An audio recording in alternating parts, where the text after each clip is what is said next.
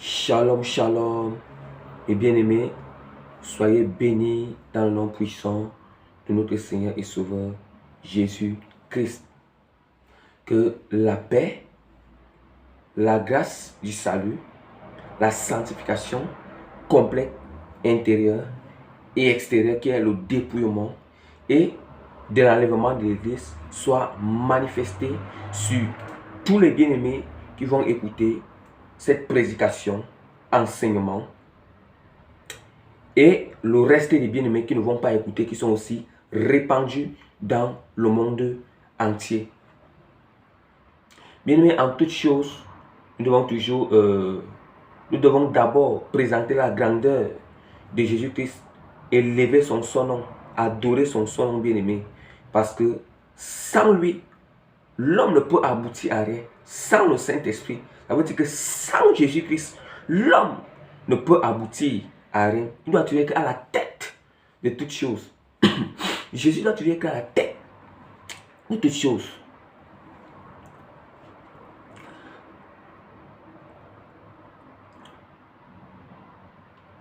Éternel, mon Dieu, mon roi, Père Tout-Puissant, Seigneur, toi qui es au-dessus de toutes choses, Seigneur, je bénis ton nom et te rends infiniment grâce, Père, parce que tu m'as encore accordé la grâce aujourd'hui de venir, Seigneur, partager et livrer ton message, livrer ton enseignement, livrer, Seigneur, tes révélations sur ta parole, livrer, Seigneur, Père Tout-Puissant, Seigneur, tout ce que tu m'as donné, tout ce que tu me donnes dans le secret, Père Tout-Puissant. Merci, éternel Dieu, Père Tout-Puissant, parce que tu continues toujours à nourrir ton peuple à travers ton instrument.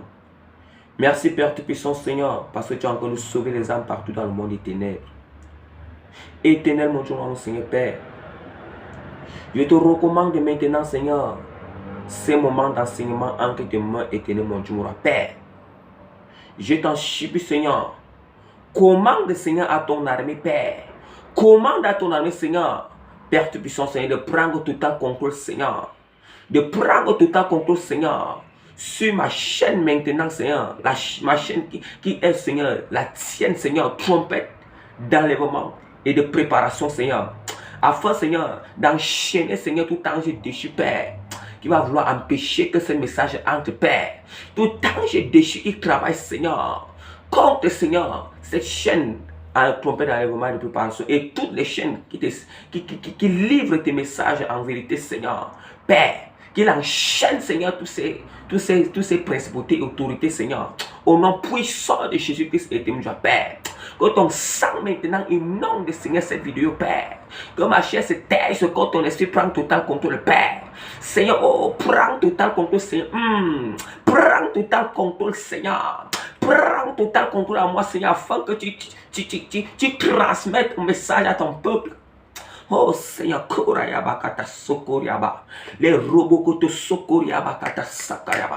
Prends total contrôle à moi, Père, afin que toutes choses soient dissimulées, Seigneur, et que ta vérité prenne total contrôle, Seigneur. Sécurise tous les bien-aimés, Seigneur. Sécurise-les, Seigneur. Je me plonge, j'inonde mon corps et mon âme dans le sang de l'agneau, et j'inonde le corps, l'âme et l'esprit de tous les bien-aimés, Seigneur, dans le sang de Jésus-Christ, Père.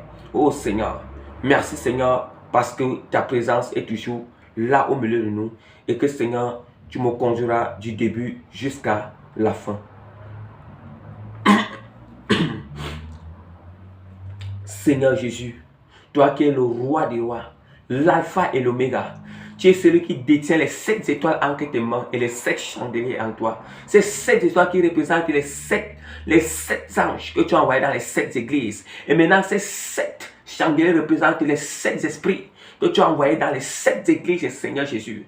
Oh, toi qui es le témoin fidèle et véritable, toi qui es digne de recevoir toute puissance, la gloire, l'honneur, la sagesse, la connaissance, l'autorité, l'honneur te revient, Seigneur Jésus. Personne ne peut prendre ton honneur, personne ne peut voler ta gloire. Voilà pourquoi je te donne toute la gloire, je te donne tout l'honneur, je te donne tout cela. tout cela te revienne. Même les enseignements, c'est toi qui enseignes. C'est toi qui donnes les prophéties. C'est toi qui donnes les révélations. Personne ne peut prendre ta gloire. Je te donne cette gloire, Seigneur Jésus, au nom puissant de Jésus-Christ. Amen. Mes bien-aimés, donc sans toutefois tarder, par la grâce que le Seigneur m'accorde, je me présente comme le plus petit serviteur de Dieu, donc le moindre des serviteurs de Dieu, Prémices, Régis, que le Seigneur a appelé dans le ministère apostolique, donc dans le ministère apostolique, le ministère de l'apôtre. Donc, mes bien-aimés, le Seigneur me fait encore grâce aujourd'hui de venir vous livrer le message, de venir vous livrer, partager l'enseignement, partager les prédications, partager des révélations qui sont derrière la parole de Dieu. Derrière la parole de Dieu, parce que Dieu a plusieurs manières de révéler ce qui est caché, plusieurs manières de révéler ce qui est caché, mes bien-aimés. Donc, mes bien-aimés, vous savez, nous avons commencé avec notre grand thème de l'autre fois. Fuyez le péché et les pièges du monde des ténèbres, et le Seigneur vous accueillera dans sa sainteté. Fuyez le péché et les pièges du monde des ténèbres, le Seigneur vous accueillera dans sa sainteté. Dans sa sainteté. Donc je rappelle plus rapidement ce que nous avons un peu essayé de parler sur ce grand thème, puisque nous n'avons pas fini. Nous savons que dernièrement nous avons parlé, on était sur le grand thème. Nous avons parlé que ce grand thème devait être porté sur deux grandes parties. Mais la première partie qui est le grand thème, c'est les péchés de la société. Et la deuxième partie sera les péchés religieux, mes bien-aimés. Et nous avons commencé avec notre première partie qui est le grand thème, qui est les péchés de la société. Et nous avons parlé qu'est-ce qui signifie les péchés de la société. Et maintenant, nous avons parlé que dans les péchés de la société, nous allons voir les catégories des péchés de la société. Et nous avons commencé avec le grand tas, la première catégorie qui était l'impudicité physique et spirituelle. Et dans l'impudicité physique et spirituelle, en petit 1, nous avons vu l'inceste physique et spirituel. Et en petit 2, nous avons l'inceste physique et spirituel. Et en petit 2, nous avons vu la prostitution, l'adultère spirituel et la prostitution spirituelle. Et nous avons tout détaillé. Nous avons tout détaillé ce que signifie et toutes les œuvres que j'ai citées, par rapport à cela. Et maintenant, nous allons continuer toujours avec la prostitution spirituelle et l'adultère spirituel. Une autre forme, ça veut dire que d'autres formes de prostitution spirituelle et adultère spirituel. Nous continuons encore avec ça aujourd'hui. Donc, nous continuons encore avec ça aujourd'hui, bien-aimés. C'est pour ça que nous allons parler aujourd'hui le rajout. Nous allons parler le rajout ou les choses artificielles qui corrigent Dieu de la manière qu'il nous a créés. Nous allons parler de ça. Le rajout, les rajouts ou les choses artificielles qui corrigent Dieu de la manière qu'il nous a créés. Ça fait partie aussi de la prostitution et de l'adultère spirituel, mes bien-aimés. Et de l'adultère spirituel, mes bien-aimés. Tout ça, c'est une autre forme de prostitution et adultère spirituel. Et adultère spirituel. Vous comprenez un peu? Vous comprenez? Parce que toutes choses, avant même de commencer à parler du rajout et toutes ces choses, je vais d'abord prendre certains passages bibliques. Certains passages bibliques, mes bien-aimés. Nous devons dire toute la vérité, bien-aimés. Quand Dieu t'établit sur le peuple, Dieu t'établit, Dieu t'appelle à un ministère. Quand on dit que le ministère, que ce soit, Dieu t'appelle à un ministère, bien-aimé. Ce ministère-là est que, ça veut dire que tu es en train de servir quelqu'un. Ça veut dire que tu es en train de servir quelqu'un. Ça veut dire que tu es en train de mettre en œuvre. Tu es en train de mettre en œuvre, tu es en train de mettre les projets du président en œuvre. Nous savons que le président, c'est Jésus-Christ. Hein? C'est lui qui est le roi. Tu mets les projets d'un roi en œuvre. Puis ceci t'appelle à un ministère. Si tu es un ministre, tu mets tous ces projets en œuvre. Et nous savons que si tu ne mets pas les projets, le projet du roi en œuvre, le roi va te déloger. Le roi va te déloger. Oui. Il te délogera. Maintenant, il va te enlever de tes postes. Mais comment est-ce qu'il enlève? Comment il déloge? C'est le jour que tu meurs. C'est là où il te déloge. Ton âme ira en enfer.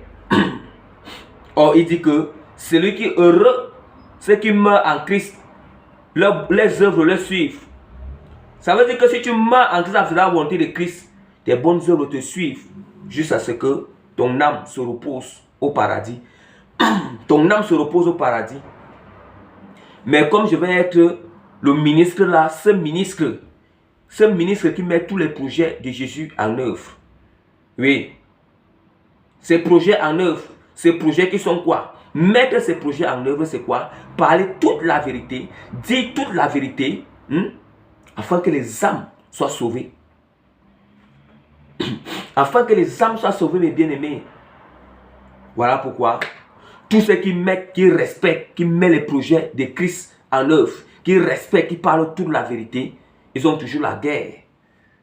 Parce que les gens qui n'aiment pas la vérité aiment toujours faire la guerre aux gens qui aiment la vérité. Voilà pourquoi le Seigneur dit à sa parole que ennemis, dans les derniers jours, les gens seront ennemis des gens de bien. Hein? Ennemis des gens de bien. Ennemis des gens de bien. Ennemis des gens qui disent la vérité. Oui. Parce que ils n'ont pas eu l'amour de la vérité en eux. C'est ce que Jésus-Christ a dit. Ce que Jésus-Christ a dit. Ce que Jésus a dit parce qu'ils n'ont pas eu. Ceux-là, ils périssent parce qu'ils n'ont pas eu l'amour de la vérité en eux. Oui.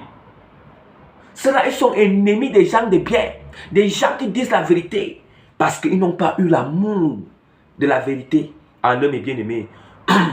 Mes bien-aimés. C'est pour ça qu'il dit que quel qu'en soit ce que les gens disent, quelles qu'en soient les insultes, quelles qu'en soient les critiques, quelles qu'en soient, mes bien-aimés, je reste ferme dans la vérité de Christ, afin que mon âme soit sauvée et que les âmes des autres bien-aimés soient aussi sauvées, mes bien-aimés. Je vais d'abord ouvrir la parole de Dieu dans Proverbe, chapitre... La parole de Dieu dit quoi? La parole de Dieu dit dans Proverbe, chapitre 29, verset 27, la parole de Dieu dit que, la parole de Dieu dit que le juste est en abomination devant le méchant, et le méchant est en abomination devant le juste. Et bien aimé, c'est Proverbe, chapitre 29, verset 27. C'est ce que la parole de Dieu nous dit, que le juste est en abomination devant le méchant, et le méchant est en abomination devant le juste. Vous comprenez déjà que ces deux mondes, bien aimés, on doit comprendre Jésus qui a été très clair. Il a été clair qu'il a dit que vous serez haïs de toutes les nations à cause de mon nom.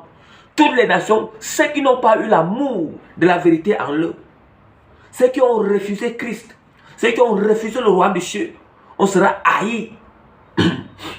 C'est ce que la parole de Dieu nous dit, mes bien-aimés. C'est ce que la parole de Dieu nous dit. Nous constatons que les gens nous haïssent à cause qu'on parle de la sanctification, à cause qu'on dénonce, à cause qu'on parle. La sanctification complète, intérieur-extérieur. L'intérieur qui est l'âme et l'esprit qui est pur, dont le cœur qui est pur. Et l'extérieur qui est le dépouillement de la prostitution des choses de Jézabel. Que ce soit sur vêtements que je vais citer là maintenant. Et l'extérieur. Mes bien-aimés. Mes bien-aimés. Vous voyez? La manière qu'on voit les œuvres des ténèbres en abomination devant, que ces œuvres des ténèbres sont en abomination, C'est la même manière que le méchant, lui, voit la vérité en abomination devant lui. Hein? En abomination. Nous savons que la seule personne qui voit la vérité en abomination, c'est le diable. C'est pour ça que Jésus-Christ a dit quoi? Jésus-Christ a dit aux disciples que, il a dit aux disciples que vous accomplissez les œuvres de votre Père. Le diable, il a été mensonge, il a été menteur depuis le début. Hein? Parce qu'il haïssait Jésus. Il haïssait Jésus-Christ. Ils étaient en train de le haïr, mes bien-aimés. Ils étaient en train de le haïr. La parole de Dieu nous dit quoi dans Romains? La parole de Dieu nous dit quoi dans Romains, mes bien-aimés? Parce qu'avant d'entrer, ça c'est d'abord une petite consolation pour tous les bien-aimés qui sont persécutés. Pour tous les bien-aimés qu'on est en train de les haïr pour la vérité. Mais mes bien-aimés, ne laissez pas la vérité. Continuez ferme dans la vérité, mes bien-aimés. Continuez ferme. Que personne ne te déstabilise dans la vérité. Que personne ne te dit que ne prêche plus la sanctification complète. Que cela prêche, mes bien-aimés. Enseigne cela. Marche selon cela, mes bien-aimés. Personne. Et bien que personne, dans le nom puissant de Jésus-Christ. Oui. Mes bien-aimés, je ouvre la parole de Dieu dans Romains.